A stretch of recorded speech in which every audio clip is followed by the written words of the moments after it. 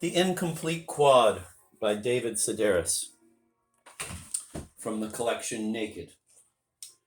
I spent my high school years staring at the pine trees outside my classroom window and picturing myself on the campus of an Ivy League university where my wealthy roommate Colgate would leave me notes reading, quote, "Meet me on the quad at 5," end quote. I wasn't sure what a quad was, but I knew that I wanted one desperately. My college friends would own horses and monogrammed shoehorns. I'd spend weekends at my roommate's estate where his mother would say things like, "I've instructed Helvetica to prepare those little pancakes you're so fond of, but she's had a devil of a time locating fresh Cape gooseberries." This woman would have really big teeth that she'd reveal every time she threw back her head to laugh at one of my many witticisms. "You're an absolute caution," she'd bray. "Tell me you'll at least consider joining us this Christmas at Bridal Haven. It just wouldn't be the same without you." I fantasized with the nagging suspicion there was something missing, something I was forgetting. This something turned out to be grades. It was with profound disappointment I discovered it took more than a C average to attend Harvard. Average, that was the word that got me. C and average, the two went hand in hand. I was sent instead to a state college in western North Carolina where the low brick buildings were marked with plaques reading, "Erected 1974," and my roommate left notes accusing me of stealing his puka shell necklace or remedial English book. I expect someday to open the newspaper and discover the government had used that campus as part of a perverse experiment to study the effects of continuous high decibel Pink Floyd albums on the minds of students who could manufacture a bong out of any given object but could not comprehend that it is simply not possible to drive a van to Europe. I spent my year buckling down and improving my grades in the hope that I might transfer anywhere else. I eventually chose Kent State because people had been killed there. At least they hadn't died of boredom. That was saying something. "Kent State," everyone said. "Do you think you'll be safe up there?" I arrived the following September and was assigned to a dormitory largely reserved for handicapped students. It had always been my habit to look away from someone in a wheelchair, but here I had no choice, as they were everywhere. These were people my own age who had jumped into a deceptively shallow pool or underestimated the linebackers of the opposing team. They had driven drunk on prom night or slipped off their parents' roof while cleaning the gutters. One little mistake and they could never take it back. The paraplegics gathered in the lobby, perfecting their wheelies and discussing their customized cars, while the quads purred by in their electric chariots, squinting against the lit cigarettes, propped artfully between their lips. The first quarter, I roomed with a fellow named Todd, an amiable Dayton native whose only handicap was having red hair. The quadriplegics had the best drug connections, so we often found ourselves hanging out in their rooms. "The hookah's over on the shelf," they'd say, "right next to the rectal suppositories." Over time, I grew accustomed to the sight of a friend's colostomy bag and came to think of Kent State as something of an Ivy League university. The state would pay your board if you roomed with a handicapped student, so second quarter I moved in with Dale, a 75-pound sophomore with muscular dystrophy. I learned to bathe Dale and set him on the toilet. I turned the pages of his books, dialed the telephone, and held the receiver against his mouth as he spoke. I dressed him and combed his hair, fed him and clipped his toenails, but I can't say that we were ever close. Midway through the term, Dale was sent back home to live with his parents, and I moved in with Peg, a fun girl with a degenerative nerve disease. Peg was labeled in, quote, "incomplete quad," end of quote, and liked to joke that she couldn't finish anything. Already we had something in common. She had come to school to escape her parents, who refused her any beverage after 6 p.m. They complained that at the end of a long day, they were simply too worn out to set her on the toilet. God had chosen her to suffer this disease, and if she had any complaints, she should take it up with him. This was a nasty illness that left its host progressively incapacitated. Peg's limbs were twisted and unreliable and had a mind of their own. A cup of scalding coffee, a lit cigarette, forks and steak knives. Objects sprung from her hands with no prior notice. She wore thick glasses strapped to her head and soiled sheepskin booties on her useless, curled feet. Peg's voice was slurred to the point that information operators and pizza delivery services, thinking she was drunk, would hang up on her. Unnerved by the sight of her, Peg's professors automatically agreed with everything she had to say. "Good question," they'd shout. "That's very perceptive of you. Does anyone else have any thoughts on what she just said?" She might ask to use the bathroom, but because no one could understand her, it was always the same answer. "Good point, isn't it, class?" In the cafeteria, she was met with frantic congeniality. Rather than embarrass themselves trying to figure out her choice of an entree, they just went ahead and piled everything on her plate. A person in a wheelchair often feels invisible.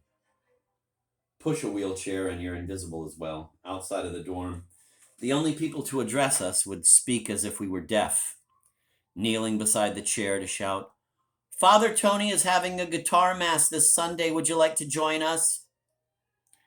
Peg would beckon the speaker close and whisper, "I collect the teeth from live kittens and use them to make necklaces for Satan." "Well, sure you do," they'd say. "That's what our fellowship is all about." For Peg, being invisible was an old and tiresome story. To me, it definitely had some hidden potential. So began our life of crime. We started off in grocery stores. Peg had a sack on the back of her wheelchair, which I would fill with thick steaks and frozen lobster tails. There was no need to slink behind pyramids of canned goods, hiding from the manager. We did our stealing right out in the open. Peg carried a canvas bag on her lap and stuffed it with everything she could get her hands on: canned olives, teriyaki sauce, plastic tubs of pudding. Our need had nothing to do with it. The point was to take from an unfair world. We quit going to the cafeteria, preferring to cook our meals in the dormitory kitchen, the butter dripping off our chins. We moved on to bookstores and record shops, guaranteed that no one would say, "I think I see that crippled girl stealing the new Joni Mitchell album." Circumstances prevented us from stealing anything larger than our heads, but anything else was ours for the taking. For spring break, we decided to visit my family in Raleigh. Being invisible has its merits when you're shoplifting, but tends to hold a person back while hitchhiking. We parked ourselves beside the interstate, Peg's thumb twitching at odd intervals. The 500-mile trip took us close to 3 days. It was our story that we were a young married couple heading south to start a new life for ourselves. Churchy couples would pull over, apologizing that their car was too small to accommodate a wheelchair. They couldn't give us a ride, but would we accept $20 and a bucket of fried chicken? You bet we would. "There's a hospital in Durham we're hoping might do some good," I'd say, patting Peg on the shoulder. Here we are, a couple of newlyweds, and then this had to happen. CB radios were activated and station wagons appeared. Waitresses in roadside restaurants would approach our table whispering, "Your bill has been taken care of," and pointing to some teary-eyed couple standing beside the cash register. We found it amusing and pictured these Samaritans notifying their pastor to boast, "We saw this crippled girl and her husband, and, well, we didn't have much, but we did what we could." Someone would check us into a motel and give us cash for bus fare, making us promise to never hitchhike again. I'd take Peg out of her chair, lay her on the bed, and sprinkle the money down upon her. It was a pale imitation of a movie scene in which crafty con artists shower themselves with $100 bills. Our version involved smaller denominations and handfuls of change, but still, it made us feel alive.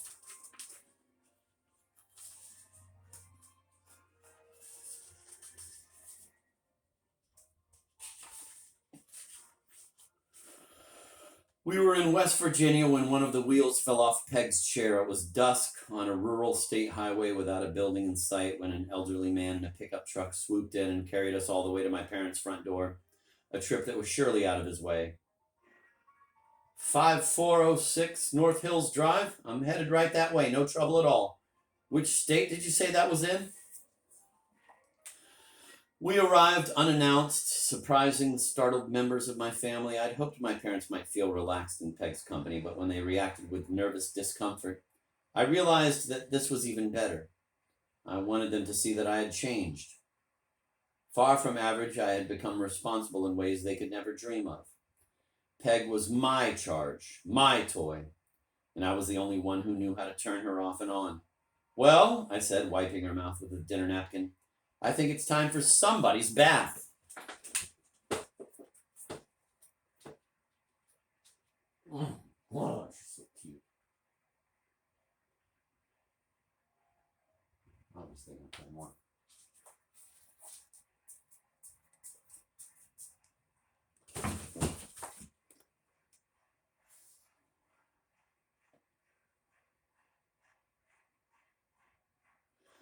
My brother and sisters reacted as though I had brought home a sea lion. They invited their friends to stare from the deck as I laid Peg on a picnic blanket in the backyard.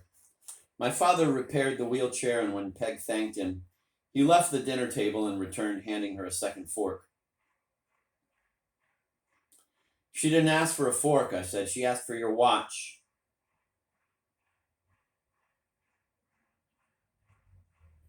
My watch, he said. The one I'm wearing? He tapped his fingers against the face for a moment or two. Well, golly, I guess if it means that much to her, sure, she can have my watch. He handed it over. And your belt, I said. She'll need that too. Hurry up, man, the girl is crippled.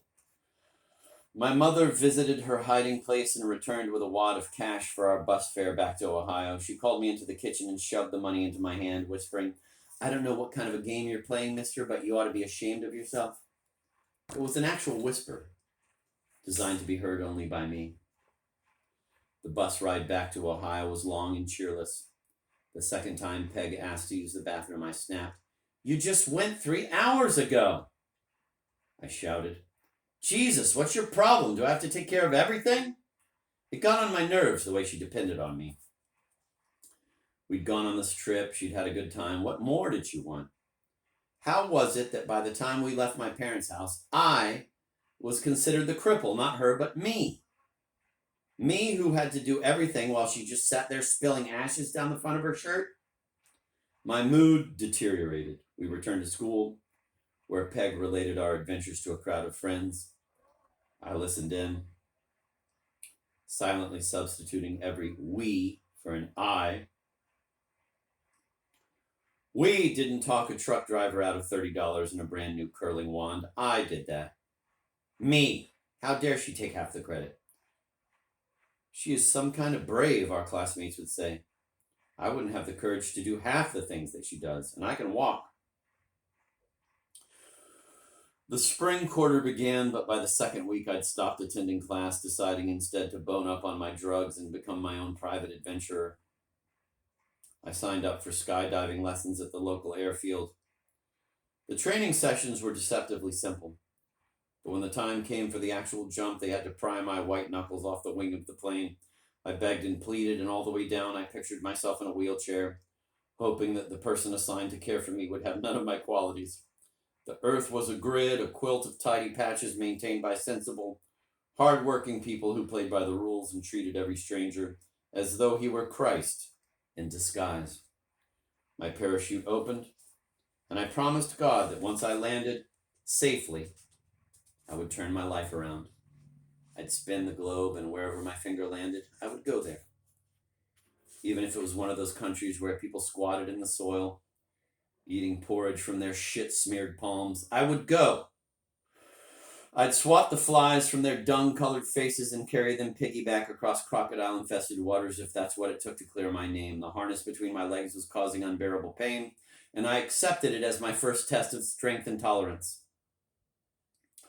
The Lord could have my testicles. I'd grant him a finger or two and even throw in a couple of teeth if I had to, just so long as he left me my spinal column. I hit the ground running and didn't stop until I was a half mile from my landing site. When the instructor came to gather my parachute, I stubbed out my joint, saying, I don't see what all the fuss was about. That was nothing.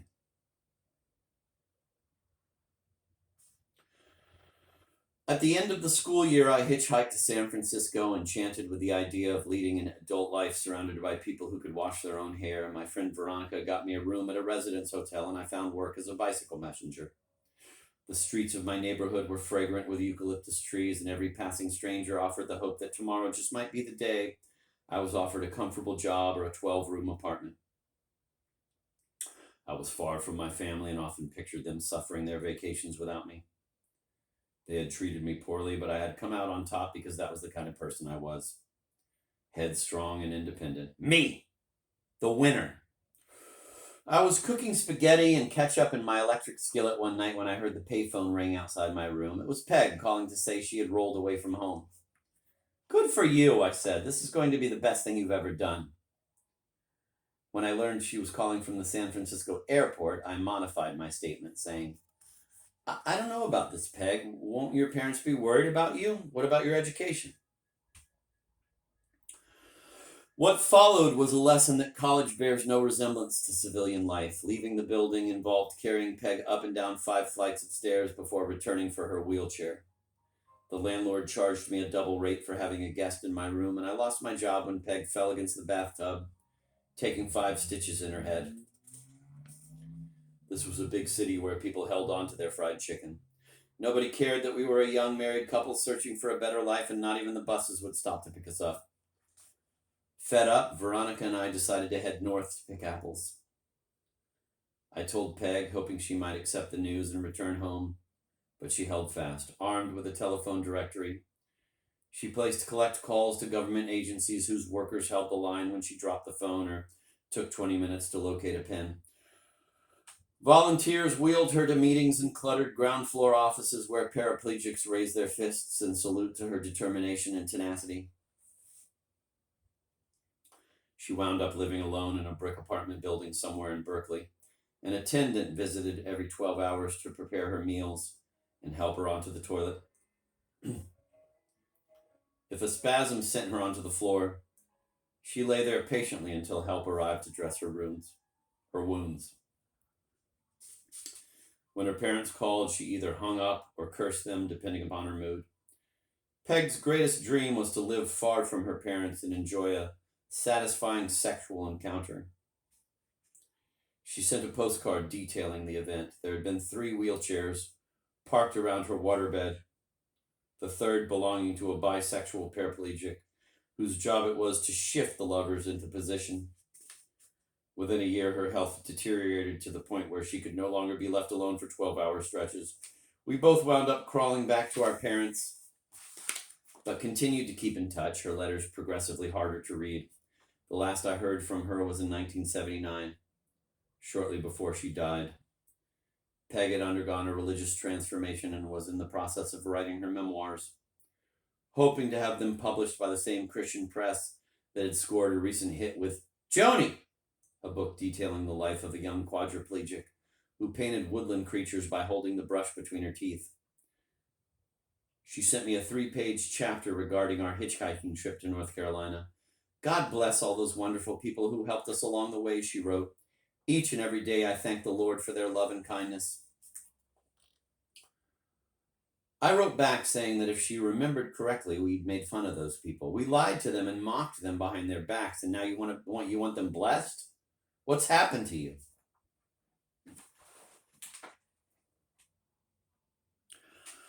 Looking back, I think I can guess what might have happened to her. Following a brief period of hard-won independence, she came to appreciate the fact that people aren't foolish as much as they are kind. Peg understood that at a relatively early age. Me, it took years.